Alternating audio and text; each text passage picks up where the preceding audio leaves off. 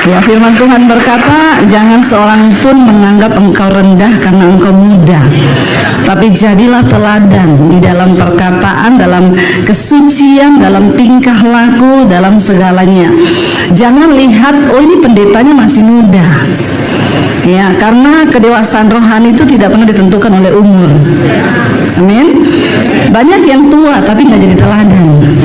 Walaupun muda, kalau jadi teladan itu yang Tuhan cari. Amin.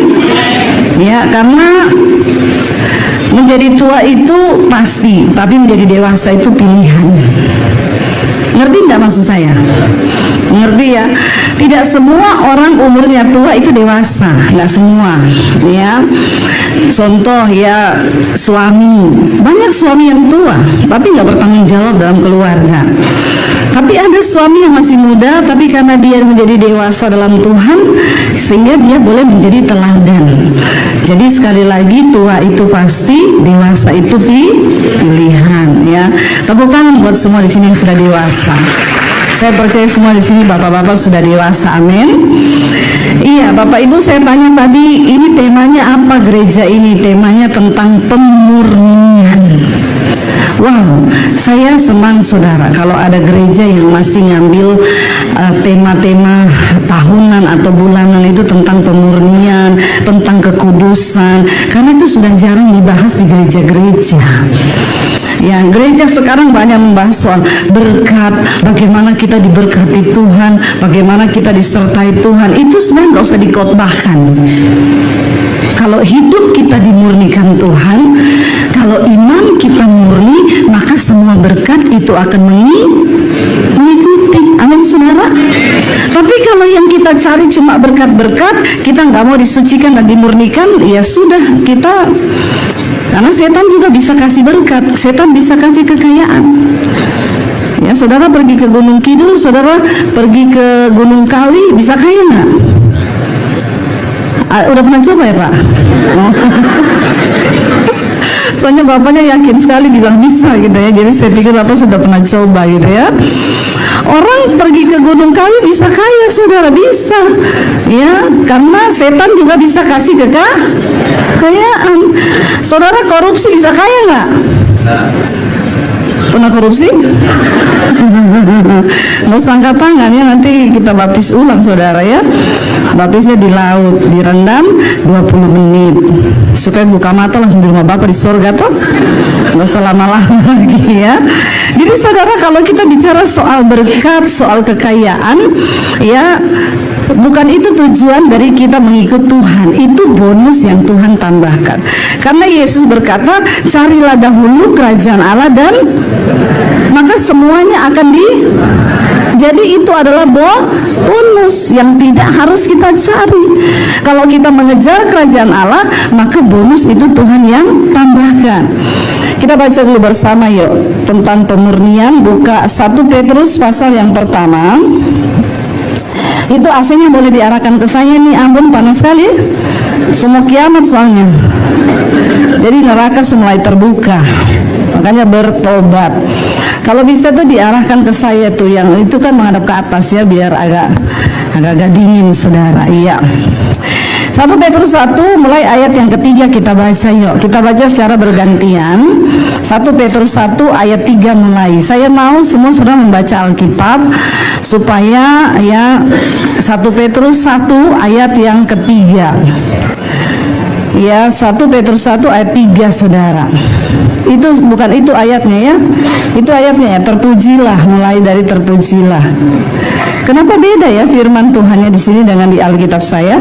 Sudah ganti kah? Coba saudara buka Alkitab saudara. 1 Petrus 1 ayat 3. Terpujilah Allah Bapa. Kenapa ini? Marilah. Kasih kopi dulu itu multimedia, kasih kopi, dia kurang kopi ya. Kenapa Alkitabnya sudah ganti di situ? Coba saudara buka, saudara punya coba. Semakin keringatan loh saya ini. Tiba-tiba mau khotbah ayatnya ganti. Bagaimana ini? Nah itu baru tepuk tangan buat multimedia. Kasih kopi dia ya. Yuk baca bersama.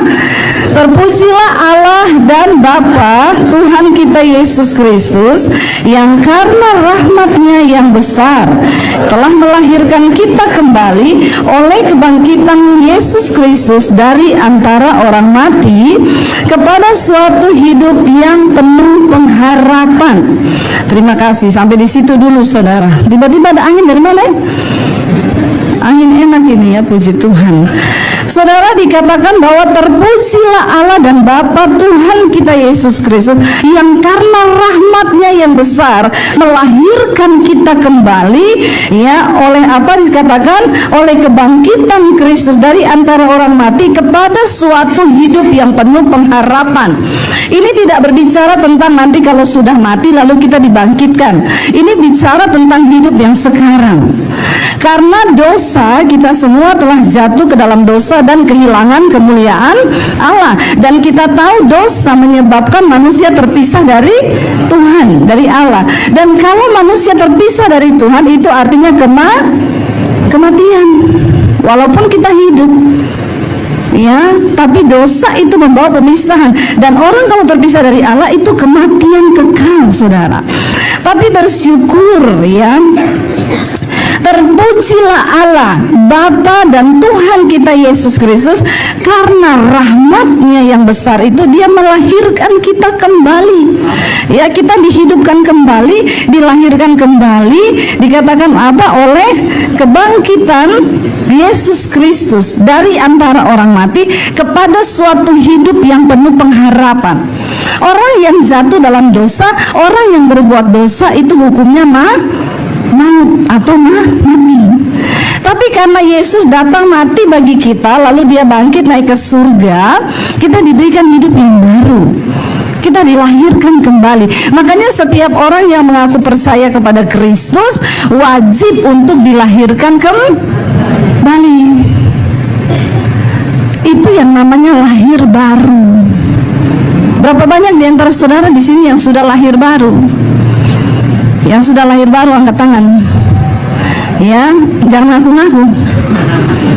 Yang di lantai 3, yang di lantai 2, yang sudah lahir baru.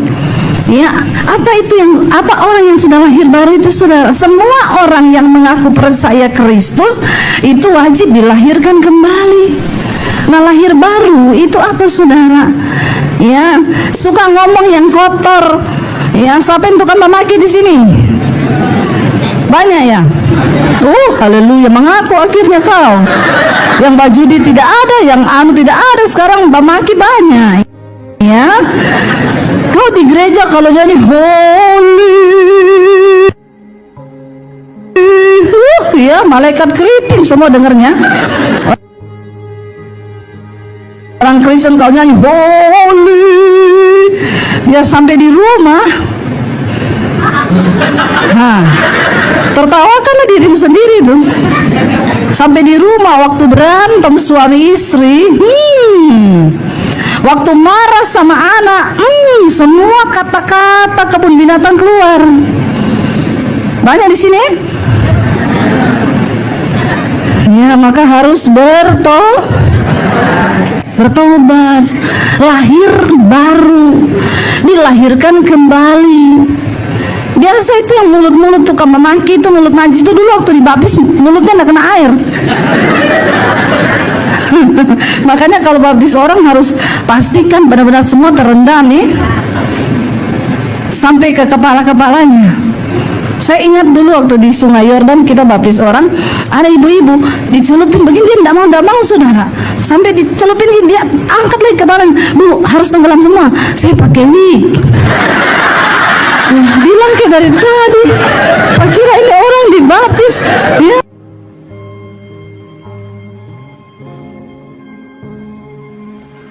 Nanti saya takut wig saya hanyut.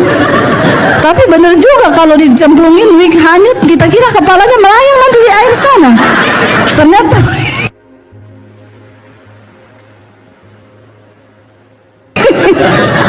saya pikir ini ibu kepala batu sekali, sedangkan mau dibaptis saja dia mau direndam di kepala ini.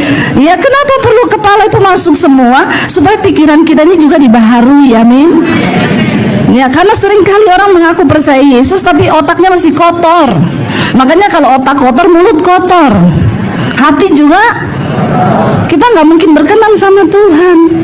Ya, kalau di gereja nyanyi kita buat iblis gemetar, ya begitu pulang iblis buat iblis yang bikin orang gemetar. Masih ada yang takut setan di sini? Ada takut setan? Orang Kristen masih penakut, lewat kuburan takut, gelap-gelap takut semua. Padahal kalau di gereja kita buat iblis gemetar, ya begitu pulang iblis buat kita totofore semua sampai di rumah. Ya bagaimana mau bilang mau melawan iblis ini orang Kristen ya? Satu kali ada pendeta sudah lewat di kuburan. Tiba-tiba muncul kuntilanak di tengah-tengah. Ya, pendetanya teriak setan, terus dia lari. Kuntilanak lihat pendeta ngomong begini, darah Yesus. Jadi lebih rohani mana? Setan atau pendeta? Harusnya orang Kristen pendeta kalau lihat setan ngomongnya apa? Darah Yesus. Terus setan lari tuh. Ini tidak, dia tuh setan, kuntilanak terbirit-birit. Setan bilang darah Yesus. Ya ampun, imannya cuma sampai di situ ternyata. Jangan jadi Kristen jago kandang, saudara. Ya kalau di gereja nyanyinya hebat, ininya hebat, padahal pulang pret. Ayo kita dilahirkan kembali, amin. Hidup kita berubah. Apa yang dulu kuanggap sebagai keuntungan, sekarang kuanggap rugi karena pengenalan akan Kristus Yesus Tuhan lebih mulia, lebih berguna daripada segala-galanya. Mumpung masih ulang tahun 2 tahun ini, ya. Karena itu Rasul Paulus berkata kepada jemaat, kamu ini kalau dilihat secara umur harusnya sudah jadi pengajar. Tapi sekarang toh aja asas-asas tentang dasar kekristenan, banyak orang Kristen model begini. Saudara-saudara, ini ada sebenarnya di kantong Kristen loh. Saya kemarin baca berita, NTT itu merupakan salah satu kantong Kristen terbesar di Indonesia juga. Tapi tingkat kejahatan paling tinggi juga di sana. Tingkat kenajisan, kejahatan, kriminalitas itu juga paling tinggi di sana. Ya, lalu artikel itu bilang, ini bagaimana seperti ini? Ini kantong Kristen loh. Ya, saya sih sedih membaca itu dan dalam hati saya cuma begini ya. Ya begini ini kalau kantong Kristen, orang Kristen tapi tidak menjadi pelaku firman Tuhan. Ya begini kalau orang Kristen tidak lahir baru, nggak mau bertobat, cuma ngaku agama Kristen tok, tapi tidak melakukan firman Tuhan. Saya ketika pertama kali bertobat terima Tuhan Yesus, siapa yang sudah pernah dengar kesaksian saya? Ngarangan yang belum bertobat. Ya, siapa yang ikuti channel YouTube saya? Yang belum tolong subscribe. Ya, Debbie Basjur TV ya. Saudara, saya bertobat tahun 95 ya. Tapi saya haji, saya terima Tuhan Yesus tahun 95 waktu saya lulus SMA. Saya ya dari kecil sudah diwanti-wanti sama papi saya, jangan kamu jadi Kristen apalagi gara-gara kamu menikah yang tidak sama, mirip setan, syaiton ya. Saudara, jadi saya nggak berani jatuh cinta sama cowok Kristen. Dan ya memang firman Tuhan Yesus berkata, bukan kamu yang pilih aku, tapi aku yang pilih kamu. Kalau saudara duduk di kursi malam ini di gereja ini karena saudara dipilih Tuhan. Bilang kanan kirimu, kamu tuh dipilih Tuhan loh. Ya, dipilih Tuhan saudara ya. Makanya jangan sia-siakan panggilan dan pilihan Tuhan dalam hidup kita. Dan akhirnya saya menjalani hidup saya juga nggak berani pacaran sama yang ya Kristen ya. Singkat cerita, karena persoalan hidup banyak ya, saya tuh juga dari kecil papi saya tuh kalau pukulin saya, saudara, hancur-hancur badan saya tuh dihajar sampai biru, rambut saya dijambak. Ya dulu saya rambutnya panjang saudara ya. Dijambak sama papi saya, mau dibotak, dihajar, dipukul, saudara. Biar minta ampun kayak apa dia nggak mau ampuni. Disitulah saya timbul kepahitan, saya marah, saya kecewa, kenapa saya lahir, kenapa begini. Lalu mami saya bilang begini, kamu nggak usah marah sama papi itu. Kenapa? Karena papi itu punya banyak ilmu, punya banyak pegangan. Ya, terutama sejak dia belajar ilmu kebal, itu yang dia bikin tiap hari marah-marah. Makanya kalau ada di sini bapak-bapak atau ibu-ibu yang tiap hari marah-marah, pasti ada ilmu kebal itu. Ya, saya yakin itu ya. Ada di sini yang masih punya ilmu-ilmu? Jangan saudara ya. Jangan engkau menduakan Tuhan loh. Tidak boleh kau percaya Tuhan, kau percaya juga sama berhala. Itu berhala. Ya, jadi orang bawaannya marah terus saudara. Kalau ada ilmu tuh bawaannya marah terus. Ya, apalagi sudah ada ilmu, tambah lagi jatuh tempo. Wah, itu semakin emosi saudara ya. Hari-hari ini banyak orang stres. Lalu saya akhirnya memutuskan, di situ saya jatuh dalam dosa, saya judi, saya melakukan banyak hal. Ya, semua dosa saya lakukan karena saya kepahitan, saya tertolak dan lain sebagainya. Singkat cerita, Alkitab berkata dosa itu mencabut damai sejahtera manusia. Orang yang paling bahagia di dunia ini bukan orang kaya saudara, tapi orang yang hidup dalam kebenaran dan kekudusan. Ya, biar saudara kaya sekaya apa, kalau kau tidak hidup dalam kebenaran, tidak ada damai sejahtera di hidupmu. Amin. Udah kaya semua ya? Ya, iya saudara, benar. Saya banyak kali ketemu orang kaya raya ya, tapi hidupnya tidak damai. Lalu saudara, ketika saya berteriak, saya menjerit, dosa menghancurkan hidup saya, lalu setan datang. Ngapain kamu hidup? Hidupmu udah hancur, masa depanmu hancur, mending bunuh diri. Itu yang paling enak, mati aja kamu, bunuh diri aja. Ya, nggak ada orang yang sayang kamu, orang tuamu juga nggak sayang, ini segala macam, dan wah, berkecamuk. Itu dosa saudara. Akhirnya saya pikir, iya lebih baik saya mati, bunuh diri. Hari-hari itu saya banyak merenung, tapi satu pertanyaan di pikiran saya berkata begini, Tuhan itu ada kan? Siapa yang pernah berpikir bahwa Tuhan itu nggak ada? Ya, Tuhan ada apa enggak? Saudara pernah nggak masuk dalam satu perenungan, Tuhan itu ada apa tidak ya? Ini adalah sebuah pertanyaan penting supaya engkau bisa ketemu Tuhan. Jangan cuma jadi orang yang terima agama warisan dari orang tua. Tapi kita semua penting berjumpa secara pribadi dengan Tuhan. Saya bilang begini, Tuhan, saya tahu engkau ada, buktinya saya ada. Dunia ini ada, alam semesta ada, itu berarti ada Tuhan. Orang yang paling bodoh, paling goblok di dunia ini adalah bukan orang yang tidak sekolah, orang yang tidak percaya ada Tuhan. Itu orang paling bodoh di dunia. Kenapa? Kita lihat saja manusia ini, kita ini semua diciptakan sama loh, matanya dua, hidung satu toh, mulut satu, tapi mukanya tidak ada yang sama toh, bener kan? Bener nggak saudara? Ya. Kita nih semua diciptakan sama loh, makanya enggak usah operasi-operasi ya. Disyukuri saja hidungnya sudah begini, yang penting lubangnya menghadap ke bawah toh. Kalau lubang hidung menghadap ke atas itu harus dioperasi. Bukan apa-apa, kalau mandi masuk air mati kau, nggak bisa napas ya. Tapi kalau sudah begini sudah disyukuri saja. Ini sudah terbaik rancangan Tuhan ya. Nggak usah operasi. Saya ditawari satu klinik di Jakarta yang cukup ternama, tempat artis-artis operasi. Karena lihat Instagram saya, dia inbox saya, Bu Debbie, kami mau tawari ibu endorse kerjasama. Ibu boleh pilih semua treatment yang ada. Ibu bisa mancungin hidung, panjangin dagu, apa yang ibu mau rubah silahkan ibu pilih. All treatment, semua ibu boleh pilih. Syaratnya ibu hanya tayangkan di story ibu saja, dan satu di reels ibu. Ya itu aja Bu, ya yang kami minta. Saya tanya sama suami saya uji suami saya nih saudara. Ya saya nggak mau, saya bilang, say, aku ditawari nih, kira-kira mau mancungin hidung atau apa nih ya. Karena ada beberapa pendeta juga terima tawarannya, hidungnya jadi mancung saudara, dagunya jadi panjang. Saya bilang sama suami, saya mau ambil yang mana nih? Kata suami saya, ya silakan saja kau ambil. Nanti kalau mati malaikat tidak kenal kau. Iya juga ya. Nanti menghadap Tuhan malaikat bilang, siapa kau? Tidak dikenal. Ya Sulani Dewi Basir ini, bukan begitu. Jadi nggak jadi, saya tolak. Saya bilang, oh terima kasih, saya nggak mau ya.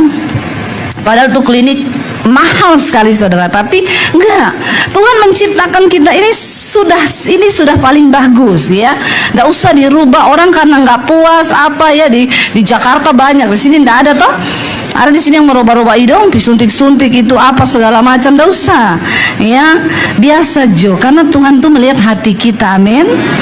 Ya, ada ibu-ibu saudara di Jakarta habis operasi mancungin hidung, cantik, hidungnya mancung, tapi bicara jadi gini, Bu apa kabar? Baik. Kena syaraf. Waktu dioperasi kena syaraf saudara. Ada benar, cantik, tapi kalau ngomong gimana karo? Mending gak usah, biasa-biasa saja ya, karena Tuhan mau itu kecantikan batiniah kita, amin. Lalu saudara, saya akhirnya ya bertanya, Tuhan apakah Tuhan itu ada? Oke, saya percaya Tuhan ada. Sampai di satu titik itu, kalau memang Tuhan ada, siapa engkau itu Tuhan? Karena banyak agama ini di dunia ini, kan Tuhan cuma satu tuh.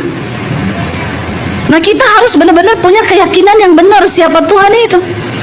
Ya, saya berdoa, Tuhan tunjukkan dirimu kepada saya sebelum saya mati bunuh diri. Kalau memang Tuhan itu ada menciptakan manusia, kenapa kau jahat sekali Tuhan, kau ciptakan saya di keluarga seperti ini, lalu saya memberontak, saya jatuh dalam dosa, saya dipukuli, dan malam ini saya mau bunuh diri. Kalau saya mau bunuh diri, saya pasti kan masuk neraka. Terus Tuhan puas gitu? Kok jahat sekali kau Tuhan. Itu yang ada di benak saya saudara. Makanya kita harus mengenal Tuhan, mengenal rencana Tuhan, supaya nggak stres. Banyak orang stres karena nggak kenal Tuhan. Lalu saudara, saya nangis di kamar saya, cuma satu yang saya minta, Tuhan sebelum aku bunuh diri, tunjukkan dirimu kepadaku. Saya nggak tahu ternyata keinginan saya itu merupakan satu bentuk iman yang hanya sebiji sesawi yang diperhitungkan Tuhan. Saya pengen ketemu Tuhan, karena semua orang yang ketemu Tuhan pasti hidupnya berubah, nggak jadi pasti bunuh diri kalau ketemu Tuhan.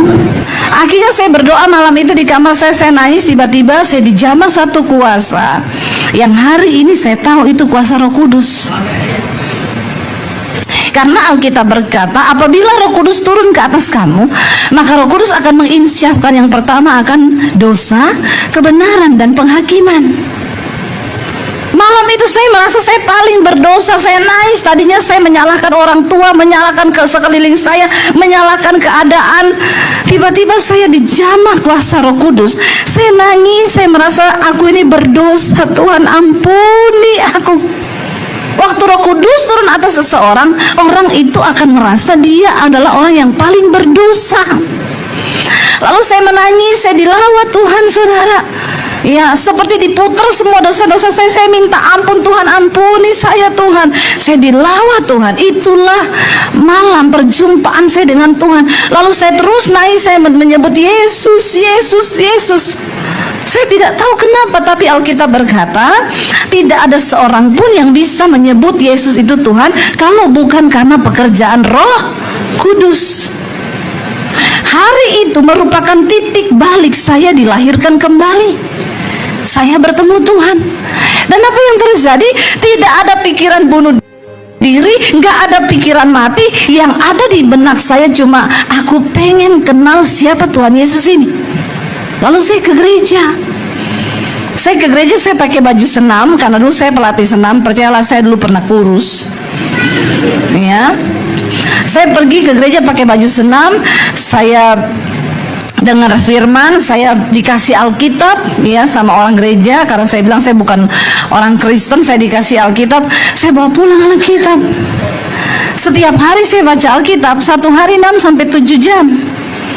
Saya baca Alkitabnya di mana? Di kamar mandi. Ya 1 jam saya baca, nanti saya keluar. Sehari itu saya lapar dan haus. Saya percaya itu nggak dialami oleh orang Kristen yang lahir dari kecil Kristen. Ya, bagaimana mungkin membaca saja aku sulit. Kau tak pernah baca Alkitab toh? Siapa yang tiap hari sini baca Alkitab? Ya, ayo. Yang tidak pernah baca Alkitab? Tidak ada juga. Yang bingung angkat kaki. Ya. Bagaimana engkau bisa menjalani hidup kekristenanmu kalau kau tidak pernah baca Alkitab? Tuhan kasih kita sehari 24 jam loh. Ya, masa kita nggak bisa merenungkan firman Tuhan? Ya, itu handphone itu ada loh. Ayo download aplikasi Alkitab di dalamnya, supaya dimanapun kau berada kau bisa baca Alkitab. Ini kesalahan manusia yang paling fatal. Mereka hidup tapi nggak pernah tahu jalan Tuhan itu apa. Makanya tabrak kanan kiri hidupnya, kacau balau. Waktu udah kacau baru datang Tuhan. Kenapa begini? Malaikat bilang, "Pret lu." Ya, baca Alkitab. Yang muda-muda di sini mau cari jodoh, baca Alkitab. Amin. Yang sudah menikah nggak usah amin. Bapak-bapak sudah menikah di sana amin kencang sekali. Ya, jangan mengamin-amin kau ya. Yang belum nikah saja yang amin. Baca Alkitab ya, supaya kau tidak salah pilih istri, tidak salah pilih suami. Karena ini perjalanan seumur hidup. Sekarang perceraian di kalangan Kristen juga tinggi, saudara. Kenapa? Karena orang Kristen kawin nggak pernah baca Alkitab. Berapa banyak sini yang belum menikah? Coba angkat tangan yang belum menikah, saya mau lihat. Coba sekalian di belakang sana ya. Yang belum menikah angkat tangan. Bersyukur yang kaum jombloers angkat tangan. Banyak ya di sini yang belum menikah. Baca Alkitab waktu kamu cari jodoh, amin. Supaya tidak salah pilih. Ya, contoh cari istri yang benar kayak apa ya? Saya kalau ada orang tanya, "Bu, mau cari istri yang benar tuh baca Amsal 31." Ya, istri yang cakap itu mahkota suaminya. Ciri-cirinya apa? Dia bangun waktu hari masih malam. Istri yang takut Tuhan tuh bangun subuh-subuh, amin. Kalau ada ibu-ibu bangunnya jam 8, siram air saja bapak-bapak. Itu tidak Alkitabiah itu. Karena Alkitab bilang istri yang cakap itu dia bangun waktu hari masih gelap. Untuk apa? Menyediakan makanan bagi sisi rumahnya. Ya, wanita yang takut Tuhan itu harus bisa masak, ngurus rumah, amin. Ibu-ibu nih, amin ya, kenceng ya, amin ya Bu ya. Berarti ibu tuh digaji suaminya luar biasa ya Bu ya. Haleluya.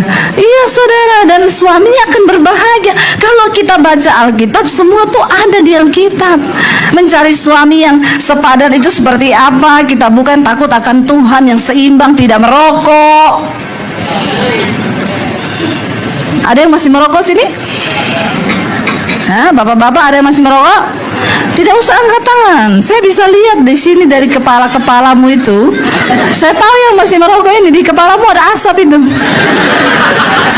Nggak usah kalau angkat tangan juga saya tahu kok di sini ya. Terus nanti tanya, Ibu Pendeta, emang di mana ayatnya dilarang merokok? Di pom bensin baca. Di Alkitab tidak ada ditulis dilarang merokok. Di pom bensin banyak. Sedangkan di pom bensin saja kau tidak diterima, bagaimana di surga? Amin. Ya, di pom bensin saja kau tidak diterima, baik di surga. Pakai tanya di mana ayatnya? Tuhan menciptakan tubuhmu itu sehat. Ya, barang siapa membinasakan bait Allah, maka Allah akan membinasakan. Saya tahu nih di Ambon ini banyak nih bapak-bapak merokok ini. Oh, banyak toh. Kau tidak bisa menyembah Tuhan berkata holy, sementara juga rokok kudus mau menyala. Pulang di rumah, ya merokok. Bagaimana orang Kristen merokok? Hello. Satu kali Tuhan Yesus itu dicobai oleh orang-orang Farisi. Dia bilang begini, Tuhan tunjukkan hukum mana dalam Alkitab yang harus kami lakukan supaya kami ini masuk surga. Mereka berharap kan itu di Alkitab tuh banyak toh. Kasih saja kami 1 atau 2 hukum lah supaya kami ini bisa masuk surga. Tuhan bilang, ya seluruh hukum Taurat dan kitab para nabi itu cuma tercakup 2 hukum toh. Kalau semua itu dirangkum, maka cuma dapat 2 hukum. Yang pertama, kasihilah Tuhan Allahmu dengan segenap hatimu, dengan segenap jiwamu, dengan segenap akal budimu, dengan segenap kekuatanmu. Yang kedua, kasihilah sesamamu manusia seperti dirimu sendiri. Cuma dua hukum itu kalau kau lakukan kau masuk surga. Nah, orang yang merokok itu tidak masuk surga. Kenapa? Kau tidak memenuhi hukum yang pertama tadi. Kasihi Tuhan Allahmu dengan segenap hatimu, dengan segenap jiwamu, dengan segenap. Kita harus mengasihi Tuhan dengan segenap akal. Ini air minum, saudara, ya. Kira-kira kalau air ini, saudara, saya mau minum, ada tulisannya begini: barang siapa yang minum air ini akan kena kanker, serangan jantung, kematian, kanker, air ini membunuhmu. Hello, kalau kau punya akal budi, punya otak, orang Ambon bilang, tolong, ini sama-sama dari timur lah ya, jadi tidak usah bicara-bicara yang halus-halus, amin. Ya, sudah nggak usah pakai halus-halus, baku bagi saja orang ini di sini ya, karena orang bersaudara toh. Kalau kita punya otak nih, punya akal budi nih, ditulis bahwa kalau minum air ini menyebabkan kanker, darah tinggi, stroke, jantung, air ini membunuhmu. Kira-kira saudara minum nggak air ini? Kecuali orang yang tidak ada otak. Jadi orang merokok itu tidak ada. Bagaimana kau perempuan mau menikah dengan laki-laki yang tidak ada? Sudah, kau jalanilah itu rumah tanggamu penuh neraka. Kau kawin dengan laki-laki tidak ada otak. Dia tidak mengasihi Tuhan dengan akal budi. Bagaimana bisa kalau kau punya akal budi? Ya kau tetap, kita nih kalau mau makan sesuatu, ada coklat atau apa kita makan, dilihat dong tanggal kadaluarsanya ini. Kalau ditulis sudah kadaluarsa 2 bulan, saudara mau makan lagi enggak? Sudah kadaluarsa. Kita takut keracunan. Tapi orang yang merokok itu gobloknya goblok. Itu gambar rokok sudah gambar kanker tenggorokan, kanker hidung, kanker paru-paru. Itu tetap aja, saudara. Bagaimana kau bisa mengasihi Tuhan dengan akal budi? Ya, jadi tidak usah tanya lagi ayatnya di mana. Pakai yang merokok tidak ada? Ya sudah. Ya, saudara, dikatakan di sana, kita lanjut ayatnya ya. Jadi dikatakan karena kebangkitan Kristus, kita ini dibangkitkan dari antara orang mati, dibawa nih kita kepada suatu hidup yang penuh pengharapan. Orang berdosa udah nggak ada pengharapan, pasti mati. Ayat 4, pengharapannya itu apa, saudara? Untuk, ayat 4 berkata 1, 2, 3, untuk menerima suatu bagian yang tidak dapat binasa, yang tidak dapat semar, yang tidak dapat layu, yang tersimpan di... Maaf saudara, untuk bisa menerima semuanya ini tidak gampang. Kita dipersiapkan satu bagian yang tidak dapat binasa, yang tidak dapat semar, yang tidak dapat layu, yang tersimpan di sorga bagi kamu. Tidak dapat binasa, saudara. Dunia yang kita kenal sekarang ini sedang menuju kepada kebinasaan, kata Alkitab. Sehebat apapun kita menjaga kesehatan kita, semua kita pasti mati ya. Orang mau minum vitamin berapa ratus juta, kalau sudah waktunya mati kita pasti mati. Tubuh ini akan binasa. Mau sehebat apapun orang jaga, ya tarik benang di sini ya supaya nggak keriput, tarik benang, keriput tarik kabel, keriput tarik kawat, keriput juga, satu saat mati. Semua yang ada di dunia ini tidak kekal, alias akan binasa. Tapi satu bagian yang Tuhan siapkan bagi kita di surga yang tidak dapat binasa, yang tidak dapat semar, yang tidak dapat layu, itu tersimpan bagi kita di surga. Dikatakan di sana begini, yaitu siapa yang Tuhan siapkan waktu ini? Baca bersama, yaitu ayat yang kelima, yaitu kamu yang dipelihara dalam kekuatan Allah karena imanmu, sementara kamu menantikan keselamatan yang telah tersedia untuk dinyatakan pada zaman akhir. Kita ini disiapkan tadi itu Tuhan bilang. Kenapa kita disediakan itu? Karena kita ini sekarang dikatakan dipelihara dalam kekuatan Allah karena imanmu. Iman yang bagaimana? Iman yang dimurnikan, yang dipelihara dengan kekuatan Allah. Makanya kita nggak bisa jauh dari Tuhan. Begitu kita lepas dari Tuhan, kita lepas dari kekuatan Allah itu. Nggak bisa bertahan di dunia ini. Dikatakan kita ini dipelihara dengan kekuatan Allah, sementara kamu menantikan keselamatan yang telah tersedia, yang akan dinyatakan pada zaman akhir. Jangan dulu bilang sekarang kita sudah selamat, karena semua akan diuji. Yesus bilang tidak semua orang yang berseru padaku Tuhan, Tuhan akan masuk dalam kerajaan surga, kecuali mereka yang melakukan kehendak Tuhan, yaitu firman Tuhan.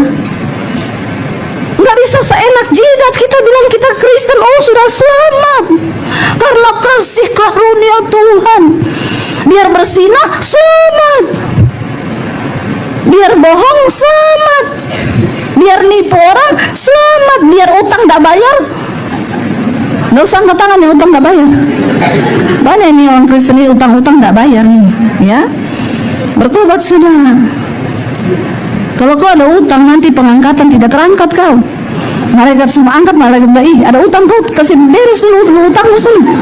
Tidak jadi, dilempar lagi kau. Ada utang yang belum beres.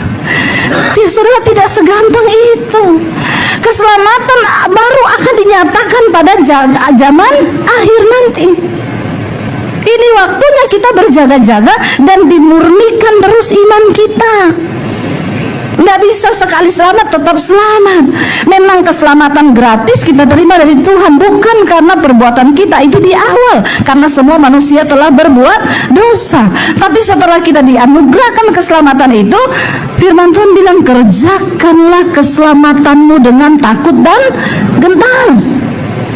Jangan sampai hilang, karena keselamatan bisa hilang dari pihak siapa? Bukan dari pihak Tuhan, dari pihak manusia yang membuang keselamatan itu sia-sia, saudara. Dikatakan bergembiralah, ayat 6, bergembiralah akan hal itu sekalipun ya sekarang ini apa? Seketika kamu harus berduka cita oleh berbagai-bagai pencobaan, berbagai-bagai masalah. Siapa yang lagi ada masalah hari ini? Yang lagi ada masalah angkat tangan. Yang tidak ada masalah angkat tangan. Yang bingung angkat kaki lagi. Orang Ambon ini setengah mati ditanya. Tadi mbak jawab dari tadi nih. Yang lagi ada masalah angkat tangan.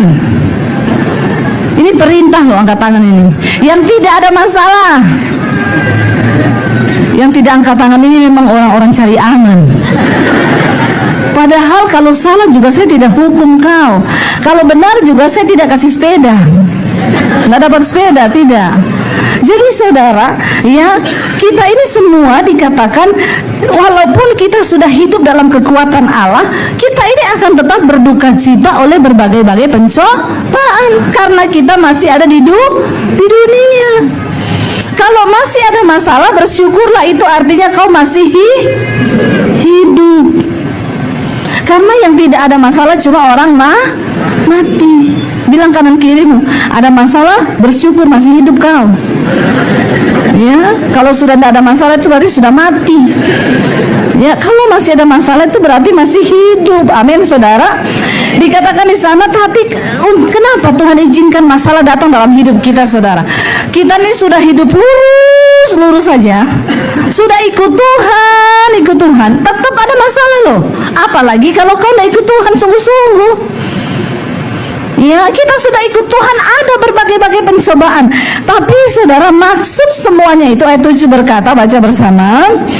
Maksud semuanya itu ialah untuk membuktikan kemurnian imanmu yang jauh lebih tinggi nilainya daripada emas yang fana, yang diuji kemurniannya dengan api, sehingga kamu memperoleh puji-pujian dan kemuliaan dan kehormatan pada hari Yesus Kristus menyatakan amin. Kenapa kita ada masalah? Karena itu dipakai Tuhan untuk membuktikan kemurnian imanmu yang nilainya jauh lebih tinggi daripada emas yang fana. Hari ini emas mahal gak? Tukang beli emas semua ini tahu semua. Berapa harga emas sekarang? Tahu semua, banyak emas ini. Jemaat di sini nih, puji Tuhan ya. Saya punya emas 80 kilo. Emas Daniel Wong Jowo ya, tapi tidak laku dijual. Investasi yang harganya turun, memang tidak dijual. Ini koleksi pribadi ya, saudara ya. Tapi ada ternyata yang lebih mahal dari emas. Alkitab bilang iman kita yang murni. Saya tuh diundang ke Freeport, saudara, pelayanan. Ternyata ke Freeport itu tidak bisa sembarang orang. Biar saudara kaya, kalau saudara tidak diundang ke sana, saudara tidak bisa datang. Harus pakai surat undangan resmi dari PT Freeport baru saudara boleh masuk. Ya, jadi anugerah saya bisa masuk ke sana. Masuk, waduh, lihat Freeport tuh bagus, indah gitu ya. Lalu ditawari, Bu, mau jalan ke tambang enggak? Mau lihat-lihat enggak? Oh, mau lah, sudah sampai sini masa enggak mau? Kita diajak jalan. Ya, saya dibawa ke satu ruangan, di situ tempat navigator lah, mereka yang menjalankan itu mesin-mesin komputer untuk. Jadi ternyata sekarang udah bukan orang yang masuk ke bawah tanah, itu yang masuk cuma mesin dikendalikan dari atas, dari office mereka. Jadi dia bilang gini, saya bilang gini, ini yang ambil mas di bawah ya? Iya. Mana masnya? Saya pikir itu kalau saya mau lihat mas, langsung dia bilang, ini loh Bu, masnya itu loh. Bayangan saya, masnya itu berkarung-karung, kita langsung lihat potongan-potongannya. Ternyata enggak. Waktu saya dikasih lihat, ini Bu, alat kami lagi ngeruk emas di bawah. Mana masnya? Saya sudah pantengan begini saudara di komputer, ini mas. Itu diangkat pakai alat berat. Gunung batu itu warna hitam dikeruk saudara, dihancurkan, itu jatuh semua, mas-masnya itu jatuh. Kok saya lihat pasir semua warna hitam. Loh, masnya mana? Ya di dalam situ Bu, belum kelihatan. Oh, bukan kuning-kuning. Ya bukan, ini justru yang warna hitam tuh banyak masnya. Terus nanti dari sini pasir tuh dikeruk, dibawa lagi ke satu tempat.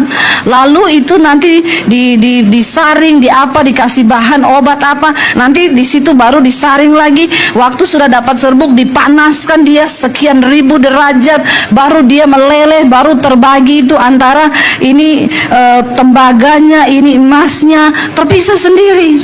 Nah, emasnya itu diambil, harus dipanaskan, itu panas, suhu yang sangat panas, baru bisa dapat emas murni. Bagaimana iman kita ini bisa dibilang iman yang murni? Nggak bisa. Kau cuma ke gereja tiap hari Minggu terus dibilang imanmu murni, kagak. Ya, orang Kristen tuh banyak, tapi yang dimurnikan cuma sedikit yang mau. Dan dimurnikan tuh nggak enak, saudara. Kita dikeruk dulu, diambil dulu, diangkat dulu, dipanaskan sampai berapa ribu derajat. Itu panas, tapi tidak ada cara lain untuk menunjukkan kemurnian selain melalui api yang panas. Amin, saudara. Waktu saya terima Tuhan Yesus, ya, banyak orang berpikir ikut Yesus itu enak. Siapa yang bilang ikut Yesus enak? Ya, siapa yang bilang tidak enak? Tidak ada lagi satupun yang ketengah. Haleluya ini ya. Memang ini Ambon manis begini nih. Ya. Saudara, kalau kau bilang ikut Yesus itu enak, berarti kau belum Yesus. Itu tidak enak sebenarnya. Kita harus menyalibkan daging kita. Alkitab bilang, Yesus berkata, kalau engkau mau jadi muridku, sangkal dirimu, pikul salibmu, lalu ikut aku. Syarat untuk ikut Yesus, sangkal diri. Saya ini bukan lagi Debbie yang dulu. Debbie yang dulu itu sudah mati. Sekarang aku hidup, tapi Kristus yang hidup di dalamku. Maka ketika orang bikin jahat sama saya tidak boleh balas jahat.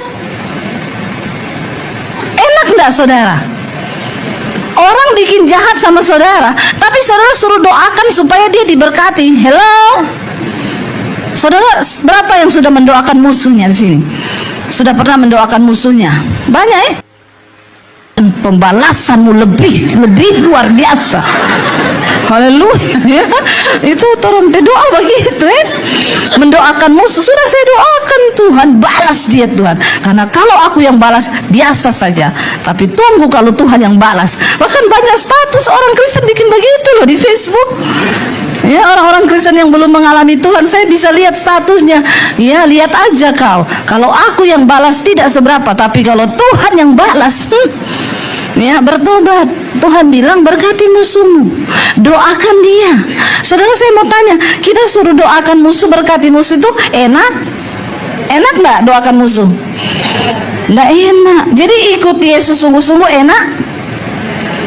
Nggak enak toh? Siapa bilang ikut Yesus sungguh-sungguh enak? Nggak enak ikut Yesus sungguh-sungguh.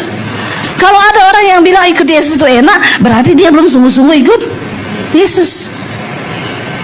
Ikut Yesus tidak enak. Kita harus menanggalkan kedagingan kita, keakuan kita tidak enak. Ya, karena roh memang penurut, tapi daging ganas. Ya, dulu tukang bersinah, sekarang tidak boleh. Ya, harus belajar tidak selingkuh. Ampun, ini ada yang selingkuh tidak? Kok kompak sekali jawabannya? Ya, di Ambon ada orang yang selingkuh. Orang Kristen ada yang selingkuh di Ambon? Banyak?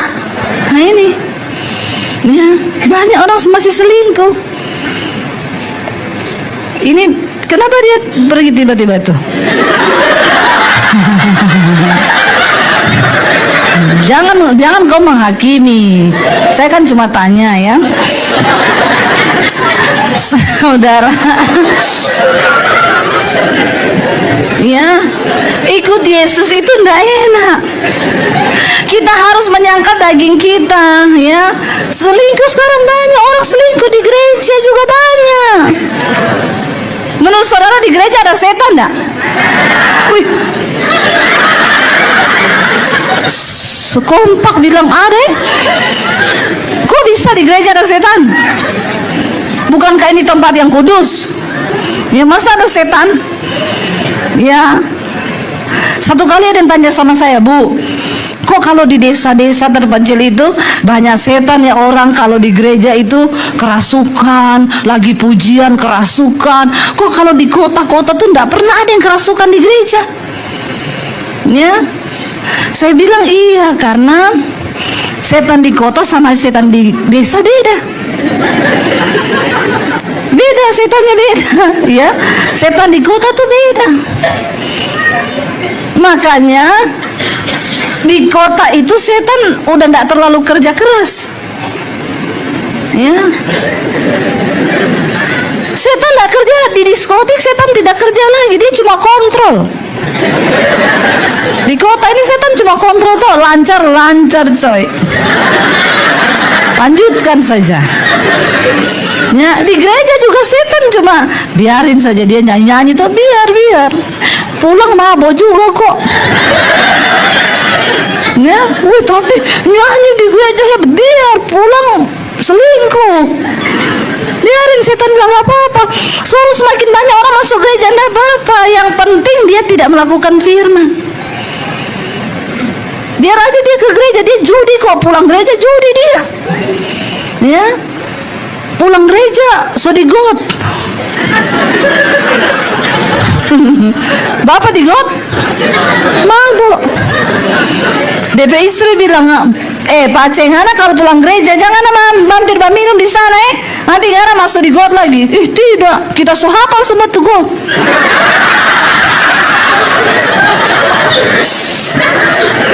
Betul, DP besok pulang gereja orang datang Aceh. Napa Pak Aceh so di got sana?